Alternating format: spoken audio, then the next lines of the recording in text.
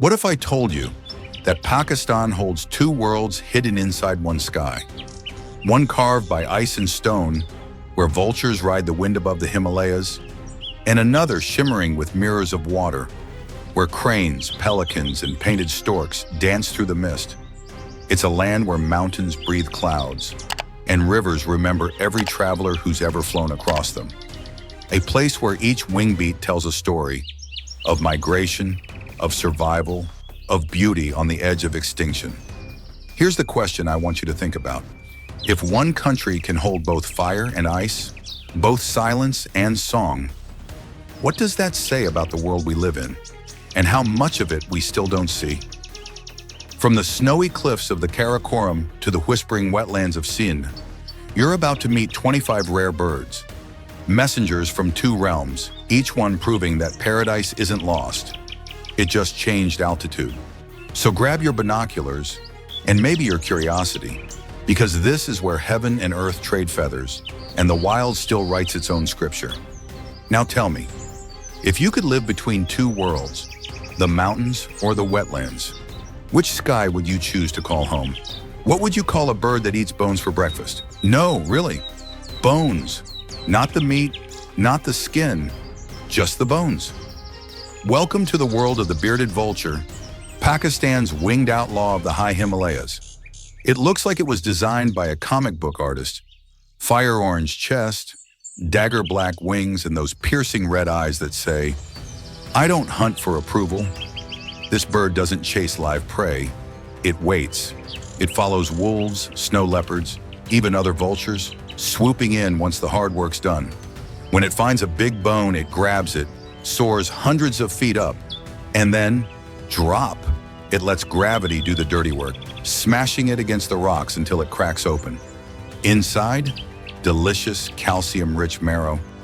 You might call that weird. The bearded vulture calls it fine dining at 12,000 feet. But here's the thing. For a scavenger, it's stunningly clean. Its feathers are rust-colored, not because it's born that way, but because it bathes in iron-rich dust. Yeah, this bird literally dyes itself. A bit of vanity in the food chain never hurt anyone.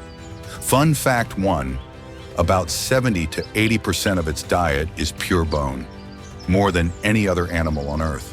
That's like you living entirely on chicken wings and calcium pills. Fun fact 2, the bearded vulture's stomach acid is so strong it can dissolve a cow bone in under a day. Science doesn't call it a bird, they call it a miracle with feathers. But the mountains aren't as quiet as they used to be. Power lines, poison bait, and shrinking prey are pushing this high-flying legend toward danger. In some parts of the Himalayas, it's vanished altogether, and in others, you only hear stories. Old shepherds say if you see one circling above, it means the mountains are still alive. If not, maybe we're the ones who've gone silent. Still, when it soars across the Karakoram sky, wings spread like a shadow of fire, you can't help but feel small, and maybe a little humbled, because up there it's not just flying, it's ruling. So tell me, if survival meant changing your taste, your color, even your place in the world, would you do it proudly like the bearded vulture, or cling to comfort while the mountains keep the secret to endurance? Have you ever felt like something was watching you, even when you were completely alone? In the silent cliffs and pine forests of northern Pakistan, that feeling has feathers. The Eurasian eagle owl, massive, mysterious, and terrifyingly beautiful, rules the night like a ghost wearing orange eyes. This isn't your average owl. This one's built like a tank with wings, nearly 3 feet tall, wingspan over 6 feet, and ear tufts that make it look permanently unimpressed. It doesn't hoot softly like the cartoon kind either. It booms deep and echoing, bouncing through the valleys like a mountain heartbeat. You don't just hear it, you feel it in your ribs. Out here, it perches on high ledges, scanning for unlucky hares, foxes, even other birds. It's the silent assassin of the dark. No sound, no warning, just 2 glowing eyes, 1 swoop, and gone. And when dawn breaks, it vanishes into a crevice, melting into the rock like it was never there. Fun fact 1, those legendary eyes, They don't actually glow, they reflect. When light hits them, the pigments bounce it back in that eerie, fiery hue. It's not magic, it's engineering. Fun fact 2, an eagle owl's grip is stronger than a human handshake by 10 times. If you ever tried to take something from it, you'd lose, and probably a few fingers too. But even this king of the night isn't safe. Habitat loss and persecution, especially in rural Pakistan, where superstition runs deep, have made people fear it. Some villagers still call it a bird of death, believing its call means bad luck. In reality, it's one of nature's best pest controllers, devouring hundreds of rodents that destroy crops every year.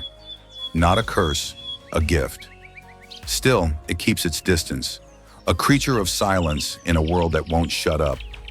When you see it, perched motionless against the moonlight, it feels less like a bird and more like the mountain's conscience staring back. So here's a thought. If wisdom had wings, would it speak softly like the owl? Or would it simply watch, waiting for us to quiet down enough to hear it? You ever wonder what kind of bird actually laughs at the weather? Meet the Himalayan snowcock, the tough little comedian of Pakistan's highest peaks. While most birds flee from the cold, this one moves in, strutting around 15,000 feet above sea level, where oxygen is thin, the wind bites, and even snow leopards think twice. Imagine a plump gray bird with streaked feathers that blend perfectly into the rocks, nature's version of camouflage couture. It's not flashy, not graceful, but it's got grit. When it walks, it waddles. When it flies, it looks like it's second-guessing that decision. But somehow it's still here, thriving where almost nothing else can. The snowcock spends its days picking at moss, seeds, and alpine grass, clucking to its flock in low, musical whistles that echo off the cliffs. And when danger comes, it doesn't hide, it climbs higher. You think you're safe up here, snow leopard? Think again. This bird's got lungs built for Everest. Fun fact 1, the Himalayan snowcock can live above 5,000 meters year-round. That's higher than most helicopters can safely fly. Its body's adapted to cold and low oxygen, a real feathered mountaineer. Fun fact 2, when startled, instead of fleeing downhill, it runs uphill. It's the only creature on Earth that treats gravity like a minor inconvenience. But here's the twist. As glaciers melt and the high-altitude grasslands dry out, the snowcock's world is literally disappearing beneath its feet. Every year, the line between snow and stone creeps higher, squeezing its home smaller and smaller. And yet, it stays. It endures.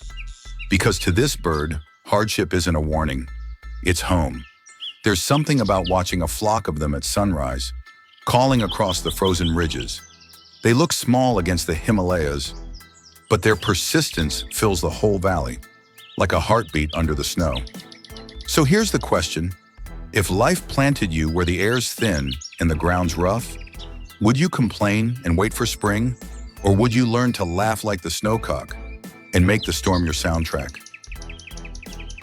Ever met a bird that treats 20,000 feet like a playground? Say hello to the yellow-billed chough, the daredevil of Pakistan's high peaks. While climbers struggle for breath, this bird is showing off, looping through thin air, calling out in high-pitched laughter, as if the Himalayas were built just for it. It's sleek and black, with glossy feathers that shimmer blue in sunlight, like a raven's flashier cousin. But its most iconic feature? That bright yellow beak glowing like a neon sign against the snow. The chough's not here to blend in. It's here to remind the mountains that joy still exists above the clouds. When the wind howls, this bird doesn't hide. It plays with it, diving, twisting, riding the air currents like a surfer on invisible waves. You'd think living in the cold, oxygen-starved zones would make it serious. Nope. The chough's the life of the party at 19,000 feet. Fun fact 1, it holds the record for one of the highest flying birds in the world, often spotted above mountaineering expeditions on K2 and Nanga Parbat. While humans use oxygen tanks, the chough just laughs and keeps gliding. Fun fact 2, it's got mountain manners. Bold, friendly, and totally unafraid of people. Climbers often share crumbs of biscuits or leftover rice, And these birds will swoop right in, land beside them, and eat like old friends on a coffee break. But here's the twist.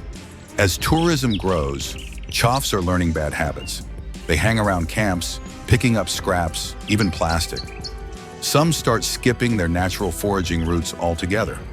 It's the price of getting too comfortable with us. And yet they keep that wild gleam in their eyes. Half mischief, half mystery. Watch them against a Himalayan sunrise. Black silhouettes against gold light.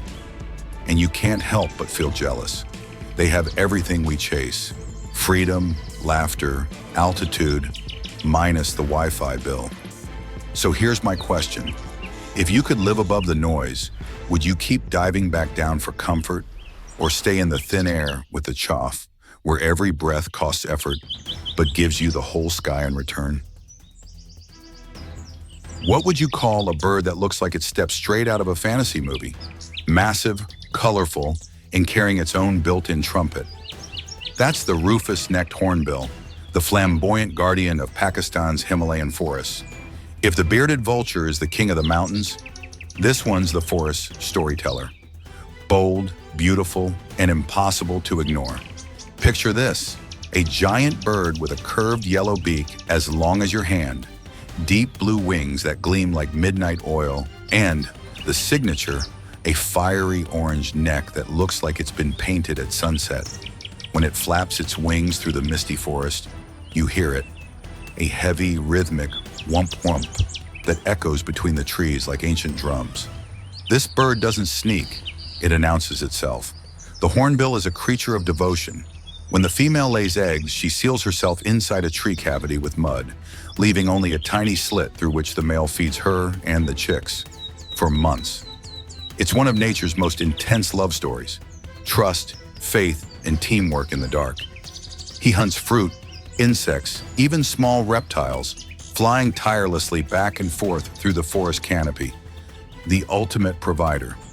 Fun fact 1. Hornbills are called the farmers of the forest because they scatter seeds from the fruits they eat, helping the jungle grow. Fun fact 2. That huge beak isn't just for show, it's a built-in amplifier. When they call, the sound can carry for half a mile. Imagine yelling that loud every time you wanted a snack. But here's where the story turns. The rufous-necked hornbill is now one of South Asia's most threatened forest birds. Logging, deforestation, and hunting have wiped out huge parts of its home. Each time a tree falls, it's not just wood lost. It's a home, a nursery, a love story cut short. In Pakistan's Himalayan ranges, only a handful remain, ghosts of color in a graying forest. Still, when you see one glide through the mist, beak glowing like a golden crescent, it feels like the jungle still remembers what magic sounds like. So here's my question. If your world started closing in, would you break free and run, or stay like the hornbill? Loyal, patient, feeding hope through a crack in the wall until the light returns. What if I told you there's a bird that lives where rivers are born, not where they end? Meet the ibisbill, the quiet pilgrim of Pakistan's mountain rivers.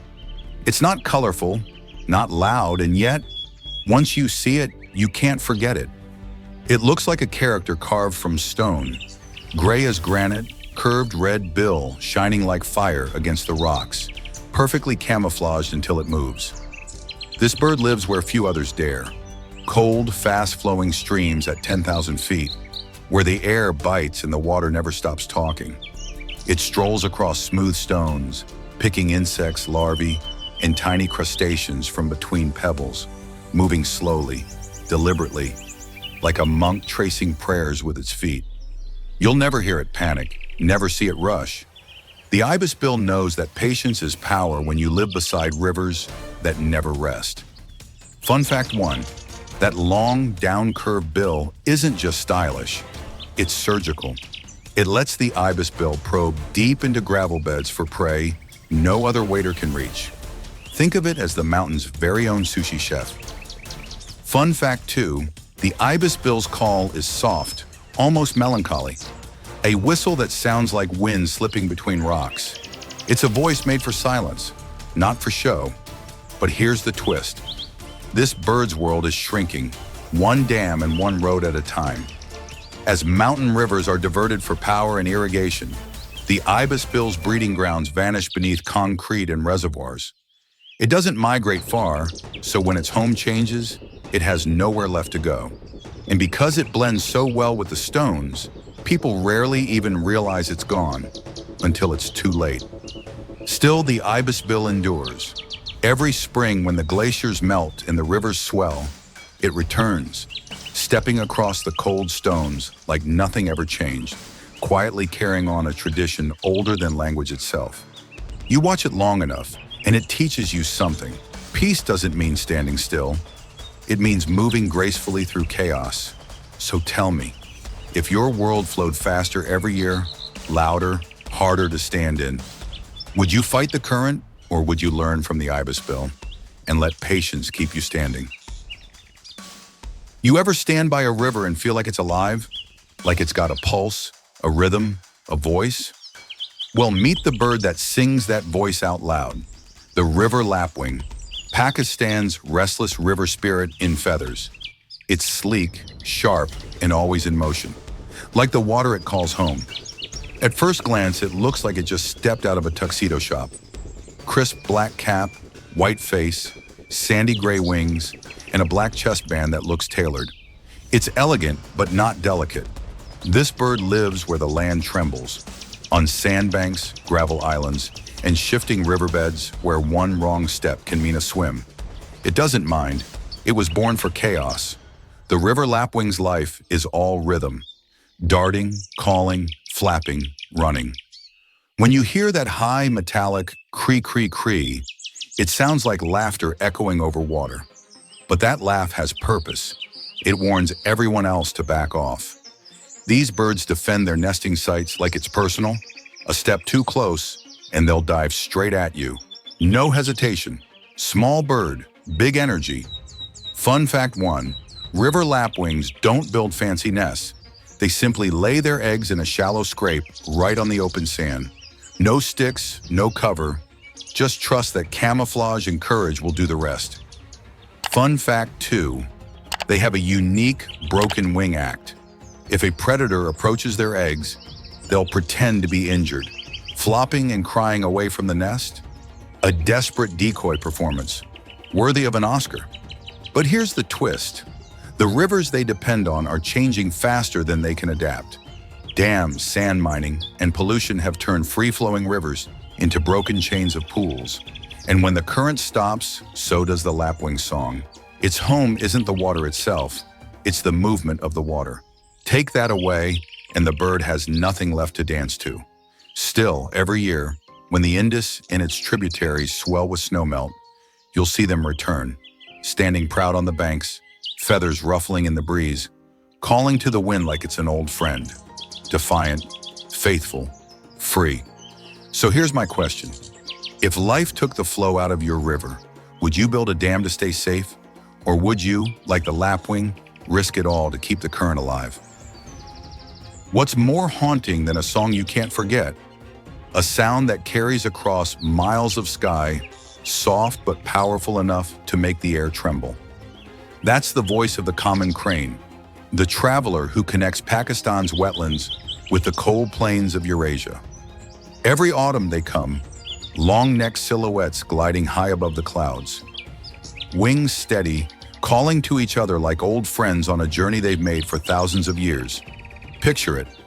Dawn breaking over Sindh or Balochistan, mist lifting from the marshes, and then that unmistakable trumpet call. You look up, and there they are, a perfect V slicing across the sky. Not racing, not drifting, but knowing exactly where they're going. Every feather seems to hum with direction, like memory passed down through generations. Fun fact 1, these cranes migrate from northern Europe, traveling more than 3,000 miles to winter in Pakistan's wetlands, a route older than civilization itself. And they do it without GPS, without hesitation, guided only by instinct and stars. Fun fact 2, cranes are symbols of faithfulness across cultures. They mate for life, raising their chicks together, teaching them the art of flight before letting them join the next migration. It's not just parenting, it's mentorship in motion. But here's the twist. The journey that defines them has become a race against our noise. Power lines, shrinking wetlands, and hunting along migration corridors have turned ancient flyways into danger zones. In some areas, entire flocks vanish, not because they got lost, but because we made the sky smaller. And yet, when the wind cools and the season shifts, they return, every year. Because for the crane, migration isn't just movement. It's faith that the world will still have a place for you when you come home. Standing by a lake at sunset, watching them glide in, their reflections rippling across gold water, it feels almost sacred, like watching time itself circle back. So here's the question. If you knew your path was ancient, but the world kept changing it, would you still follow it with trust, or would you choose a new horizon and risk forgetting where home is? If love had wings, they'd probably look like this. The Saru's crane isn't just the tallest flying bird on Earth. It's also one of nature's purest love stories in motion. Standing over 5 feet tall, it towers above the wetlands of Pakistan like a gray and crimson sentinel, elegant yet unshakably proud. You'll spot them in pairs, always pairs, walking side by side through shimmering marshes, their reflections moving perfectly in sync. And if you listen closely, you'll hear their duet, a haunting, echoing call that rises and falls like a love song written in air. This isn't just mating season romance. This is forever. Saru's cranes mate for life. When one calls, the other answers, their voices weaving together in rhythm so precise it sounds like a musical conversation. It's their version of saying, I'm here. I'm with you, always. Fun fact 1. When a Saru's crane loses its partner, it sometimes stops calling, even stops eating, staying alone for the rest of its life. Yeah, the bird world's most loyal soul. Fun fact 2, their courtship dance isn't about showing off. It's about joy. They leap, bow, flap, and spin, wings wide and eyes bright, celebrating simply being alive together. It's what scientists call pair bonding. But honestly, it looks a lot like happiness. But here's the twist. These wetlands, their sacred ballroom, are vanishing. Fields replace marshes, and silence replaces their duet. Where once their calls echoed for miles, now tractors drown them out. And yet the cranes keep returning, searching for the water, for the sound, for each other. In rural Pakistan, some villages revere them. When a Sarus pair lands nearby, people whisper blessings, believing they bring harmony. Maybe that's true, because when you see them standing tall in the golden light, heads tilted together, it feels impossible not to believe in something bigger. Patience, loyalty, or maybe just love that refuses to fade. So here's my question.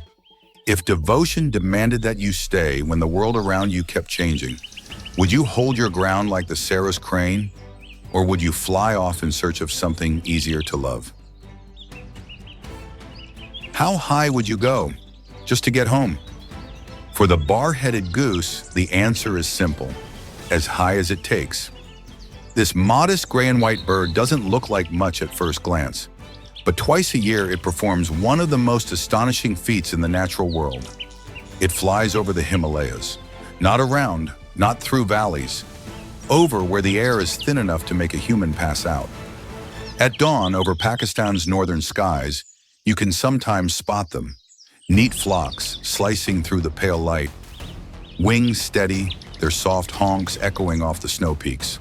Up there, where oxygen is a third of what we breathe, they keep going, heart pounding, lungs working overtime, every beat a rebellion against gravity itself.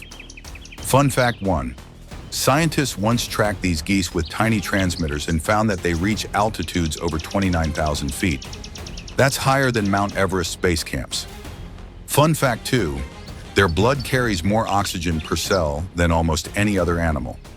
It's like evolution gave them a built-in oxygen tank. While we struggle to climb, they simply fly through it. But it's not just about endurance, it's about loyalty. Every year, the bar-headed goose migrates from Tibet and Mongolia down to Pakistan's lakes and wetlands. They follow invisible trails written into their genes, landing in the same spots their ancestors used for centuries. They rest, feed, raise young, and when winter fades, they turn back toward the roof of the world. Same route, same courage, same sky. Here's the twist. Their ancient flight paths are now filling with dangers. Air pollution, expanding cities, and hunting along migration routes make that journey deadlier each year. And yet, they keep coming. They don't detour, don't hesitate. It's like they trust the wind more than we trust our roads. When you watch them soar against the backdrop of K2 or the Karakoram Peaks, you can't help but feel small, but also inspired. Because these geese don't just cross mountains, they cross limits. So here's my question. If life put a mountain between you and where you belong, would you turn back for safety or take a deep breath, rise into the thin air, and chase the sky like the bar-headed goose? What if I told you that somewhere in Pakistan's quiet wetlands, there's a bird with a wingspan wider than a grown man is tall, yet it lands on water as softly as a dream? Meet the Dalmatian pelican, the elegant heavyweight of the lakes. It looks prehistoric, a mix between a swan, a pterodactyl, and a cloud that decided to grow feathers. And when it spreads its 10-foot wings in the morning light, the whole lake seems to glow. You'll find them in winter drifting across Sindh's shallow waters or at the edge of the Indus Delta. They move in small, silent groups. No rush, no chaos, just calm, deliberate grace. But when they fish, that's when the magic starts. They plunge their massive bills into the water, scooping up fish by the gallon, draining out the water through their pouch before tilting their heads back to swallow. It's like watching a master fisherman at work, patient, precise, and a little smug. Fun fact 1, the Dalmatian pelican is one of the largest flying birds on Earth. Each one can weigh up to 30 pounds and still glide like it's made of silk. Fun fact 2, that incredible bill can hold 3 gallons of water, more than most kids' backpacks. It's both net and bucket, built perfectly for fishing. But here's where the story dips beneath the surface. The wetlands that sustain these giants are shrinking fast. Water diversion, pollution, and human encroachment are drying out the lakes before the pelicans even arrive. They're forced to travel farther, fish longer, and compete harder for what's left. In some places, they're disappearing altogether, leaving behind only ripples where they used to rest.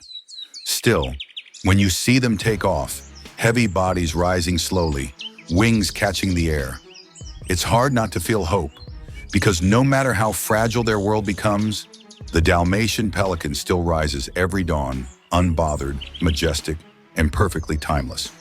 So here's my question. If grace meant carrying weight and still moving effortlessly, could you keep floating like the pelican? Calm above the chaos, trusting the water to hold you, even when it starts to disappear beneath your wings? Ever seen a bird that looks like it was dipped in sunset?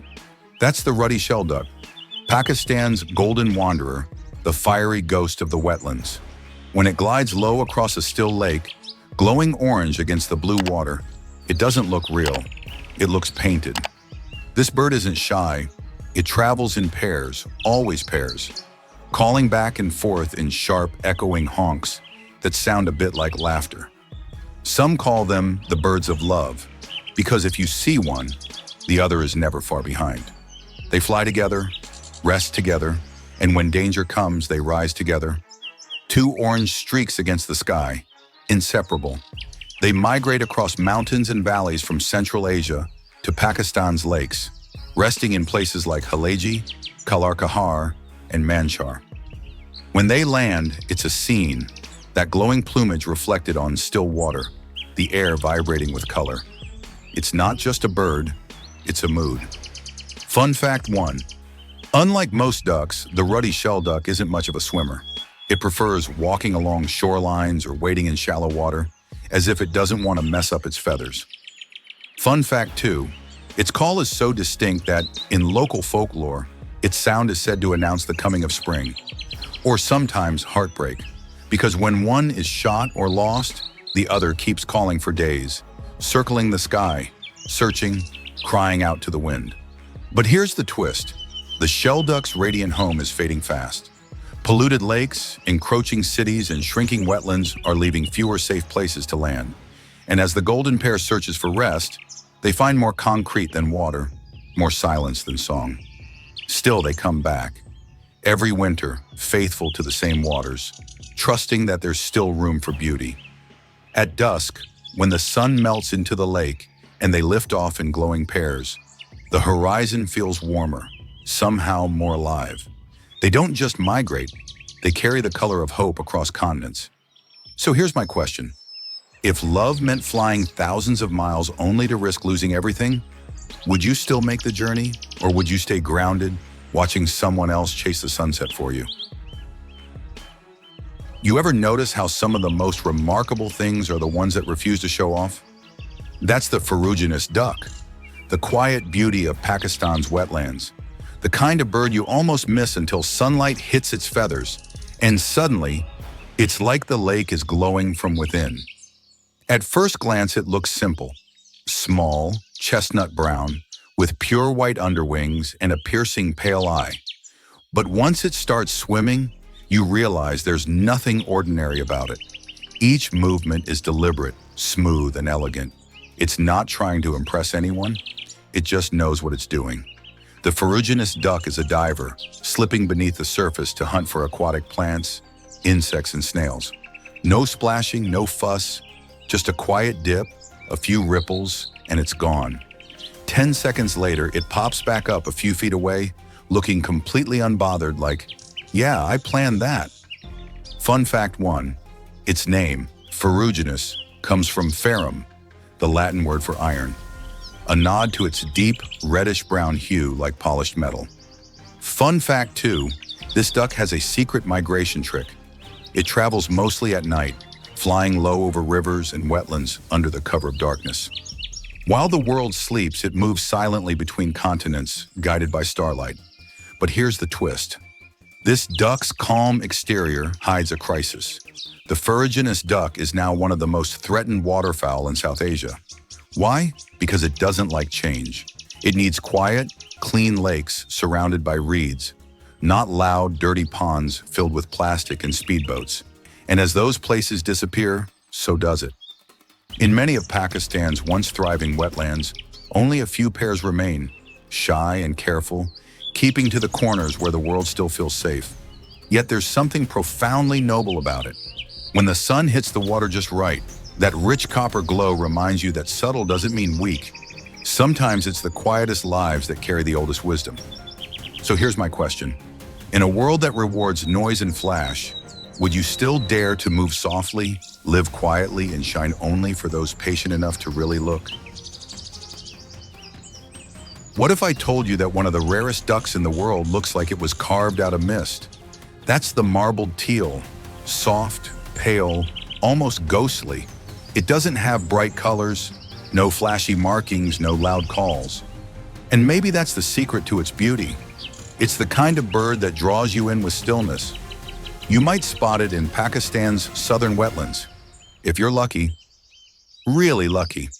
It floats quietly among reeds and lotus leaves, feathers rippling in shades of cream and sand, like desert wind over water.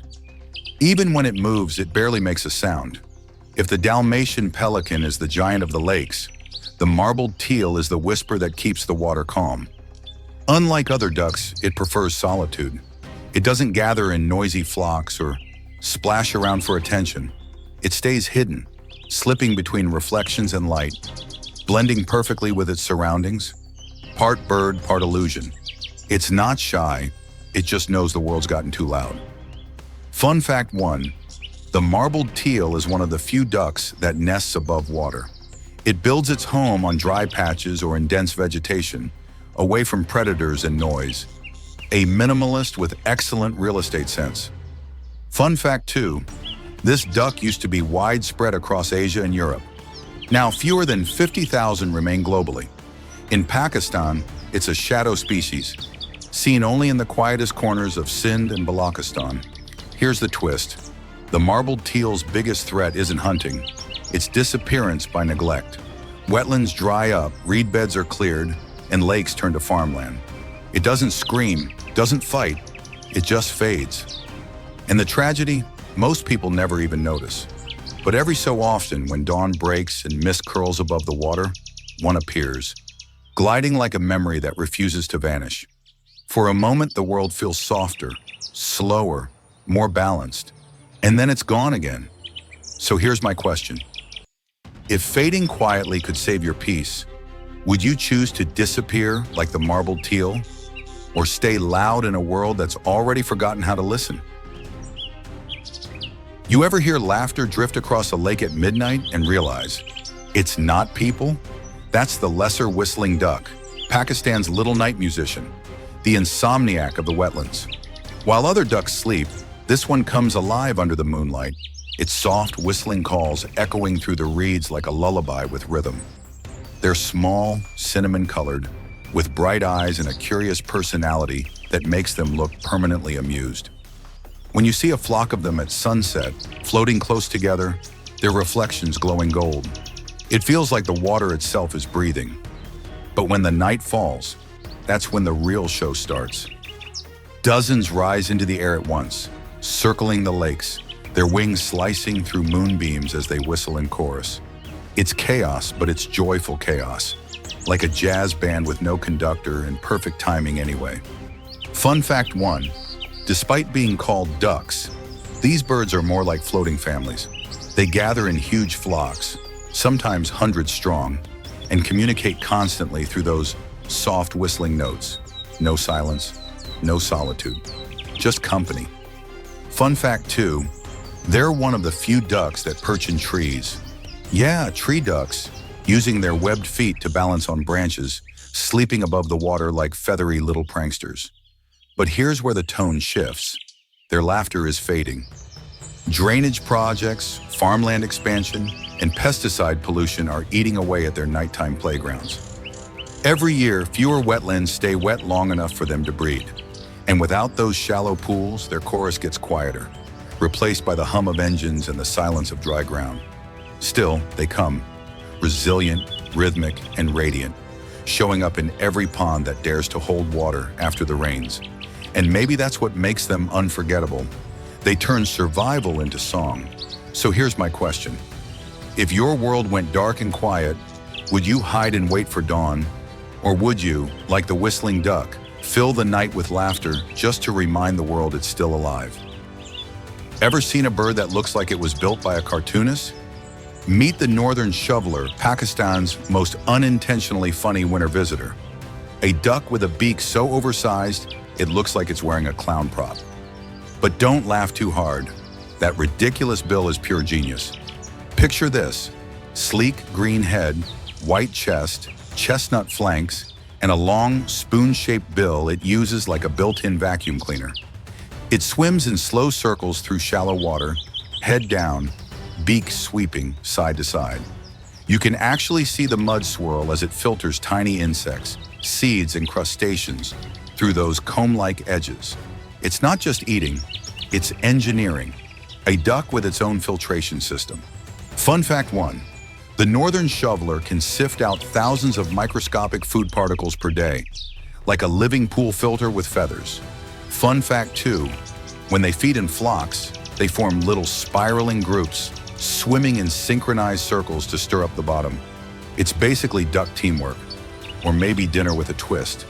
They migrate thousands of miles from northern Europe and Siberia to Pakistan's lakes and floodplains each winter, joining the grand symphony of wetland life. And while other ducks paddle politely, the shoveler looks like it's perpetually busy, head buried, muttering to itself. It's the workaholic of the pond, awkward, endearing, and surprisingly efficient. But here's the twist. This bird that relies on abundance is losing it. The shallow wetlands it needs are disappearing, choked with pollution and drained for farmland. Without clean mud, there's nothing to filter, nothing to eat, and a duck that eats the unseen can't survive when the unseen is gone. Still, the shoveler doesn't give up. Every winter it returns, head down, doing what it does best, turning murky water into life. And if you stand still enough, you can almost hear its quiet determination, the soft ripple of effort beneath the chaos of the sky. So here's my question. If the world called you ridiculous, but you knew your purpose worked, would you change to please them, or would you keep sweeping the mud knowing that sometimes the strangest designs keep life afloat? Have you ever seen a bird walk on water and make it look easy? Meet the bronze-winged jacana, Pakistan's own little miracle worker. They call it the Jesus bird because when it steps across floating lotus leaves and lily pads, it looks like it's defying gravity. But it's not magic. It's physics with style. This bird is slender, long-toed, and endlessly confident. Its metallic bronze and green feathers gleam like wet silk, flashing purple and gold when the sunlight hits just right. A narrow white stripe runs across its face, giving it a kind of royal, unbothered expression. Like it knows you're impressed and it's pretending not to care. You'll find it in Pakistan's quiet wetlands and lotus ponds, gliding across the surface like a dancer rehearsing alone. Its toes are ridiculously long, spreading its weight so evenly that it can walk on leaves that would sink under anything else. Each step is deliberate, graceful, and absurdly photogenic. Fun fact 1. In jacana society, the roles are flipped. Females are larger and more dominant. They control multiple males at once, each guarding a nest and raising her chicks. It's the ultimate matriarchy, and honestly, they run it better than most governments. Fun fact 2. When danger strikes, chicks don't fly away. They dive underwater and hide, sometimes staying submerged for nearly half a minute. Tiny, feathered submarines. But here's the twist. The ponds and marshes that give the jacana its stage are shrinking fast. Floating plants disappear when the water dries up, leaving the bird literally without ground, or rather without leaves and to stand on. And when the leaves go, so does the dance. Still, the bronze-winged jacana keeps performing. Every sunrise, every ripple, each step perfectly timed with the rhythm of the wetland. It reminds us that grace isn't about perfection, it's about balance. So here's my question. If your footing was fragile and the ground beneath you could vanish any day, would you freeze up waiting for safety? Or would you, like the jacana, learn to dance on water while the music still plays? What if royalty traded thrones for wetlands? That's the gray-headed swampan, Pakistan's most flamboyant noble, strutting through lotus ponds like it owns the place. And honestly, it kind of does. Imagine a bird dressed in velvet blue and royal purple, with long red legs and a bright crimson bill that looks freshly polished. When the sunlight hits it, it glows, shimmering like a jewel against the green of the reeds. Every move feels rehearsed, deliberate, full of pride. It doesn't sneak or hide, it parades.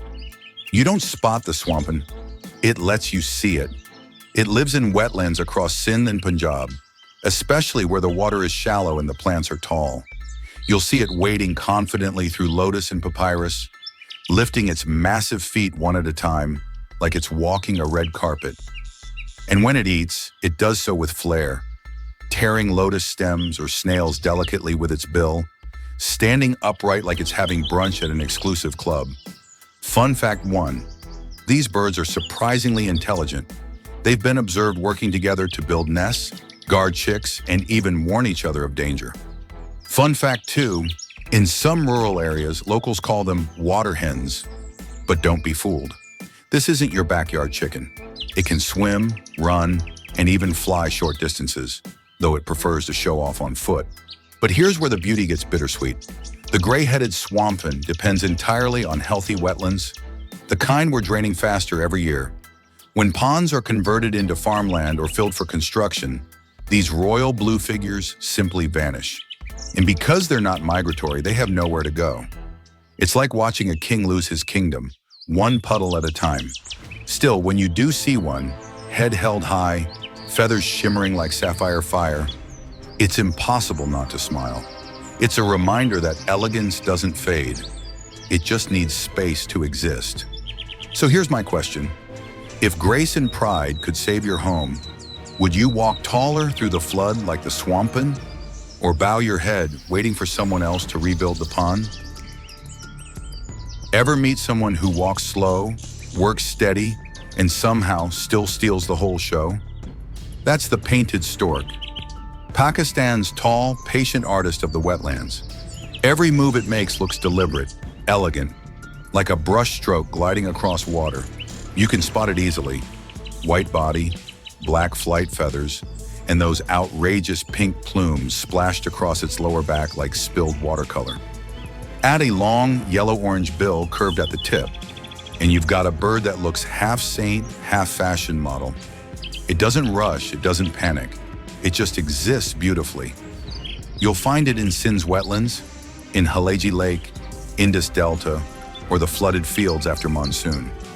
It wades slowly through shallow water, sweeping its bill from side to side like a blindfolded fisherman feeling for treasure. When it catches something, a fish, frog, or unlucky shrimp, it snaps that bill shut so fast it sounds like applause. Effortless efficiency. Fun fact 1. Painted storks are team players. They often feed in synchronized lines, each bird moving in rhythm with the others. It looks like a slow-motion dance. One step, dip, lift, repeat. Fun fact 2. Unlike many birds, they actually nest in colonies alongside cormorants, herons, and ibises. Like a bustling waterbird neighborhood where everyone's got kids and nobody sleeps. But here's the quiet heartbreak. Their bright beauty depends on murky water, the kind filled with fish and reeds. As Pakistan's wetlands dry or get polluted, those fish vanish, and so do the storks. Once, hundreds filled the skies over Sindh. Now, sightings are rare enough to make headlines. The artist is running out of canvas. Still, when you do see them, a flock of white and pink wings glowing against a green marsh, the world feels instantly calmer. Because the painted stork doesn't just decorate the landscape, it completes it. A symbol of patience, grace, and work done quietly, without complaint. So here's my question. If the beauty you brought into the world depended on the mess beneath you, would you clean it up for comfort or wade in gracefully like the painted stork, turning mud and the stillness into art? Ever seen a bird that looks like it came dressed for a funeral, but somehow makes it look like Fashion Week? That's the black ibis, Pakistan's mysterious, all-black wader with a touch of red rebellion. You can spot it by its glossy, ink-colored feathers that shine deep green and purple in the sun, a bright crimson crown on its head, and a long, curved bill built for probing mud. Elegant, dark, and totally unapologetic. You'll find it in open wetlands, riverbanks, and rice paddies, places where water meets soil and life bubbles underneath. While other birds flutter nervously, the black ibis strolls like it owns the joint. It takes its time, plunging that curved bill into soft earth, fishing out worms, snails, and tiny crustaceans with a kind of slow, practiced confidence. It's not flashy, but it's precise, like a surgeon who prefers mud over marble. Fun fact 1. Unlike most ibises, this one doesn't migrate. It's a true local, year-round resident loyal to its home turf. Fun fact 2. When storms come, these birds are often the first to take flight, circling high in the sky, their dark wings cutting across lightning-filled clouds. To ancient villagers, that was an omen, not of doom, but of renewal. Rain was coming, and the ibis always knew first. But here's the twist. For a bird that's so adaptable, it's running out of places to adapt to. Drainage projects and farmland expansion are erasing the muddy margins it depends on. And when the water dries, the worms go, and the ibis follows. Even the sacred birds can't live without dirt. Still, there's something unbreakable about it. At dusk, when everything turns gray and quiet, you'll see one silhouetted against the horizon, neck curved, crown glowing red, the last spark of color before night. It's not morning. It's reminding the world that beauty doesn't always shine. Sometimes it just waits. So here's my question.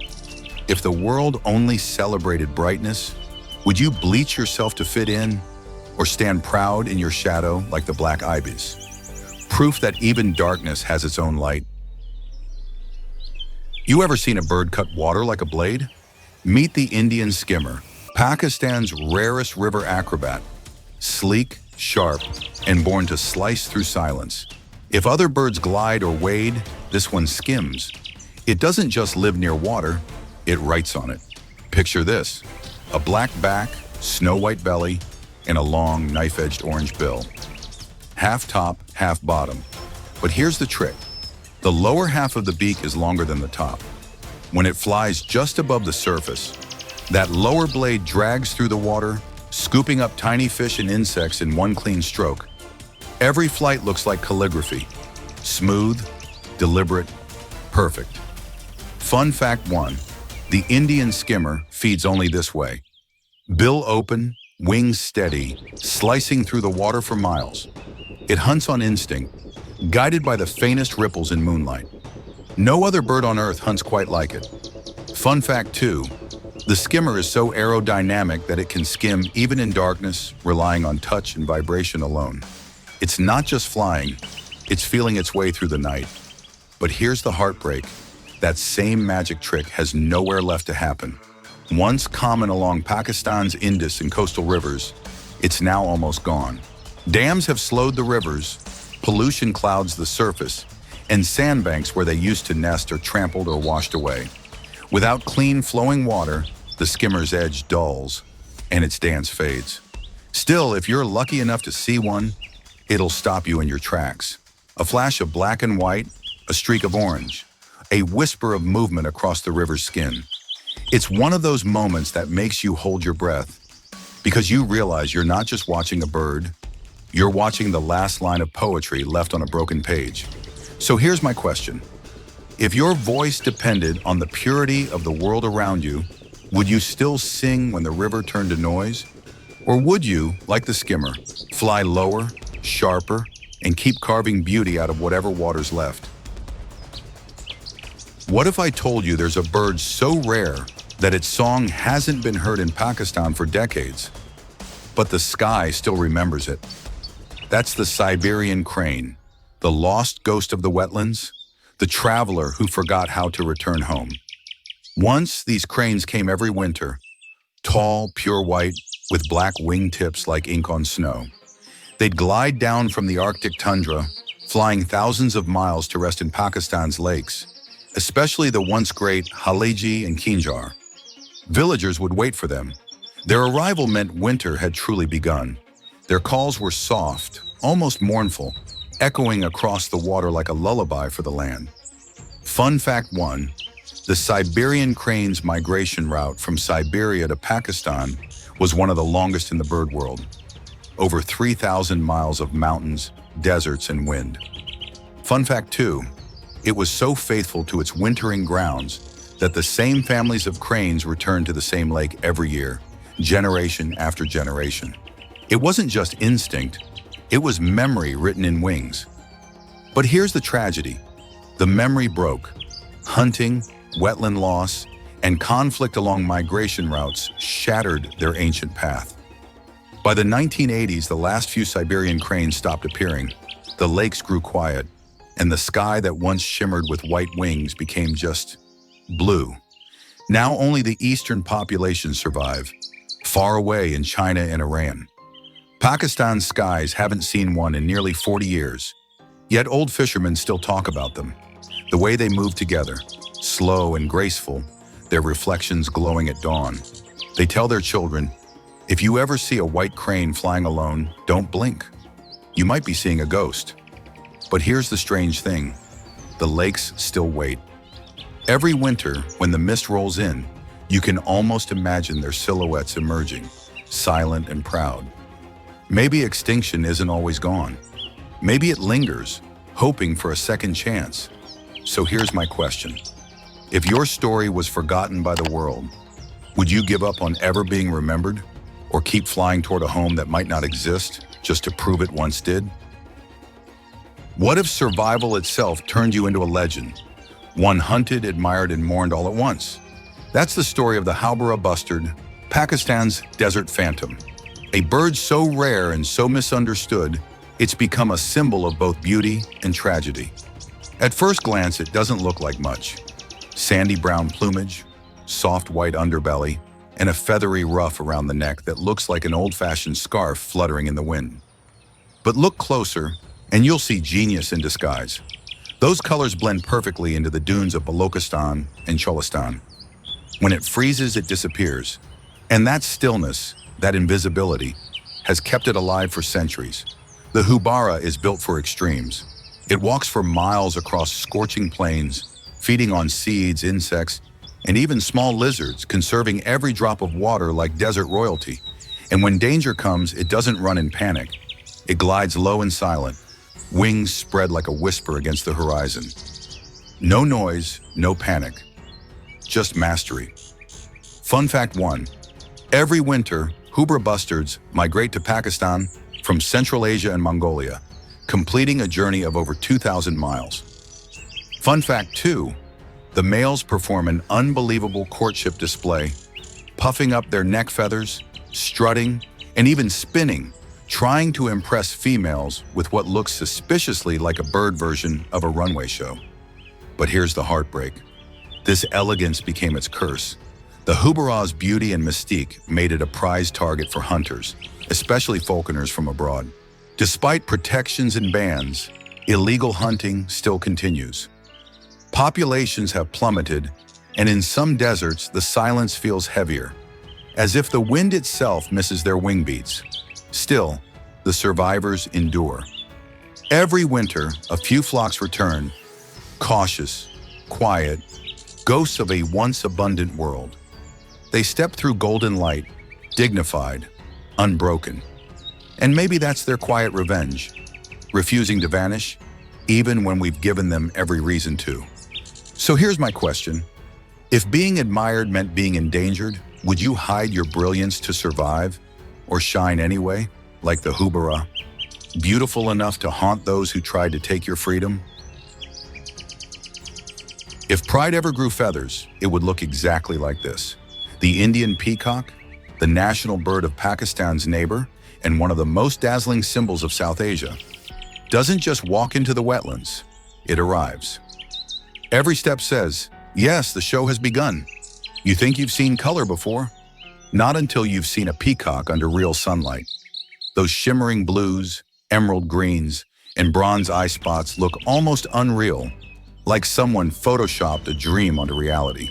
When it fans its tail, or more precisely, its train, it's not just a display, it's theater.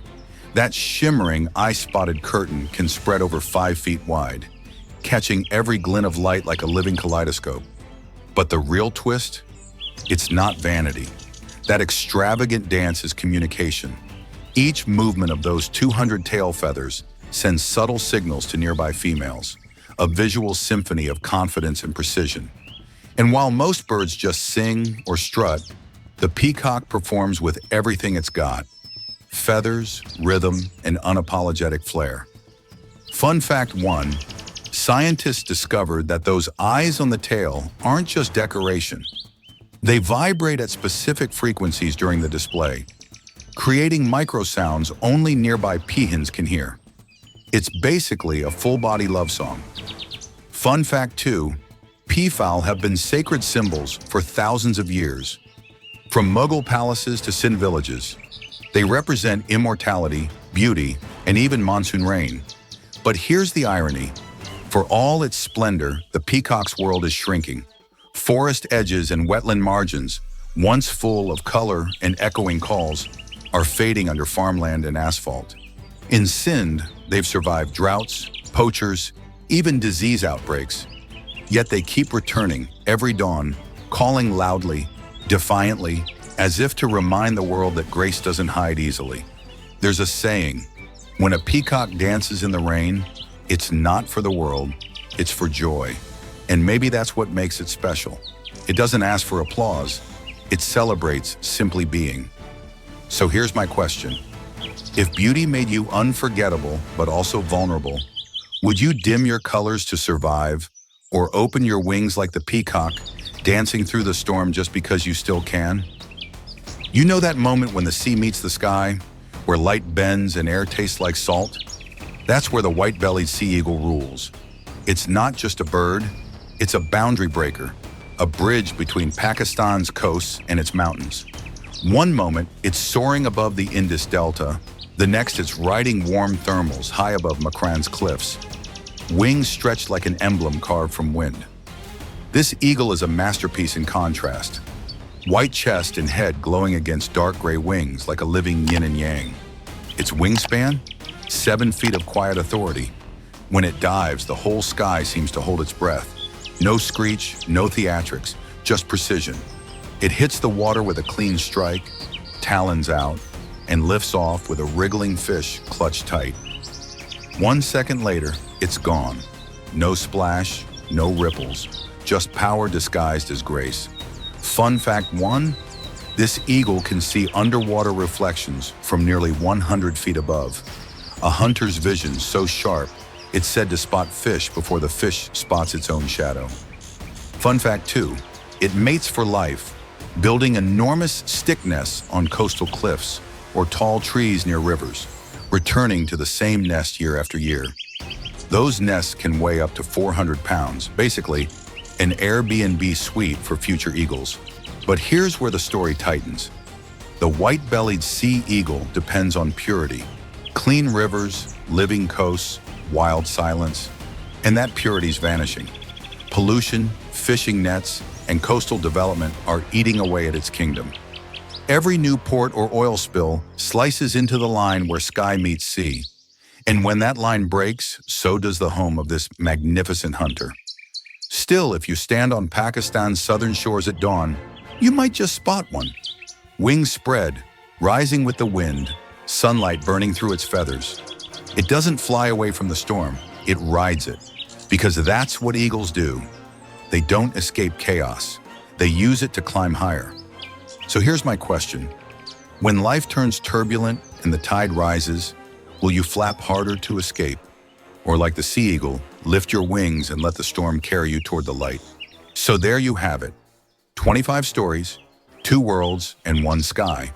From the bone-eating vulture soaring over glaciers to the tiny jacana dancing on lotus leaves, every bird we met today carries more than feathers. It carries history, resilience, and a piece of Pakistan's soul. Think about it. The same country that shelters snowcocks in its frozen peaks also gives refuge to cranes in its golden marshes. It's a land where the Himalayas touch the Arabian Sea, and somehow both ends still hum the same ancient song, one of flight, faith, and survival. But here's the truth few want to admit. Both worlds are shrinking. The wetlands are drying, the glaciers are melting, and the air between them is filling with noise that drowns out the wild. And yet, and somehow, the wings still rise. Because nature doesn't beg to be saved, it dares us to remember. Maybe that's what these birds are really saying, that paradise was never lost. It just waits for quieter hearts to notice it again. So tell me, after all you've seen and heard, when you look up tomorrow morning, will you see just the sky, or will you recognize the story still flying through it?